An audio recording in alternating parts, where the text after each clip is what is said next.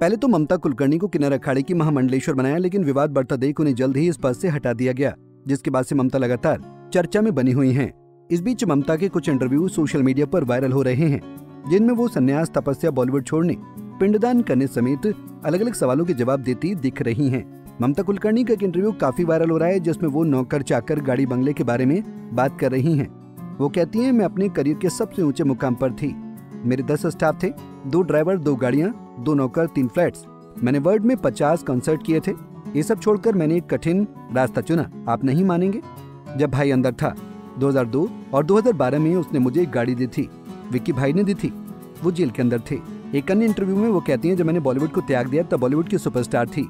जब बॉलीवुड को त्याग दिया मेरे हाथ में 25 फिल्में थी। मैंने 40 से 50 फिल्में की, 200 से 300 कॉन्सर्ट किए। इन सबको मैंने छोड़ा। मैं कोई बुरी स्थिति में नहीं थी। मैं दुख में नहीं थी कि मैं संन्यास लूं। मैंने आध्यात्मिक जीवन का सफर तय किया। मैंने खुशी खुशी अंतर्मन से संन्यास को स्वीकार किया। एक इंटरव्यू में ममता ने अपने साध्वी बनने पर कहा कि उन्होंने 23 सालों में कोई एडल्ट फिल्म नहीं देखी है। ममता ने उस कंट्रोवर्सी का भी खुलासा किया जब वो नवरात्रि के 9 दिनों का व्रत रखा करती थीं, लेकिन कहा जाता था कि वो दिन में हवन करती हैं और रात में 2 पैग पीती हैं। वो ताज होटल जाया करती थी। ये तब की बात है जब बॉलीवुड का हिस्सा थी, फिल्मों में काम कर रही थी। इस पर भी खूब विवाद हुआ था। ममता ने कहा, जब मैं बॉलीवुड में थी 1997 में मेरे गुरु मेरी जिंदगी में आए थे। बॉलीवुड में काम करने के दौरान मेरी जिंदगी एक स्ट्रिक्ट रूटीन में चलती थी। जब मैं शूटिंग के लिए जाती थी तो 3 बैग लेकर जाती थी।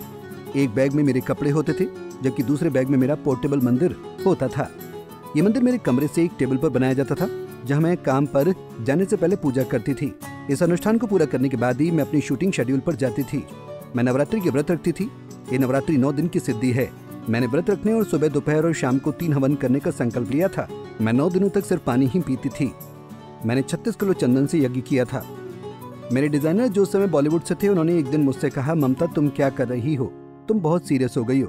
उठो, 9 दिन बहुत हैं। चलो अब चलते हैं। फिर हम ताज घूमने गए। इस तरह से 1 या 2 नवरात्रि निकल गईं। मैं स्कॉच पीती थी, लेकिन 2 पैक के बाद मुझे भागकर वॉशरूम जाना पड़ता था। ऐसा लगता था जैसे शराब का नशा मेरे सिर पर चढ़ गया हो।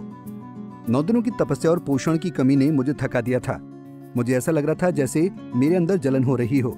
मैं 40 मिनट तक वॉशरूम में बैठी रही थी। पता नहीं ममता कुलकर्णी 25 साल बाद भारत वापस लौटी हैं। साल 2000 में भारत छोड़कर चली गई थी। भारत लौटते ही चर्चा में आ गई।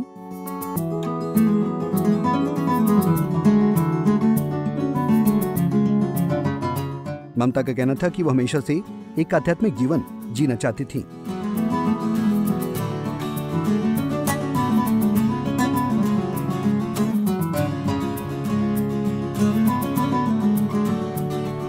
ऐसे ही और वीडियोस के लिए आप नारी के पेज को YouTube पर सब्सक्राइब, फेसबुक पर लाइक और इंस्टा पर फॉलो करना ना भूलें।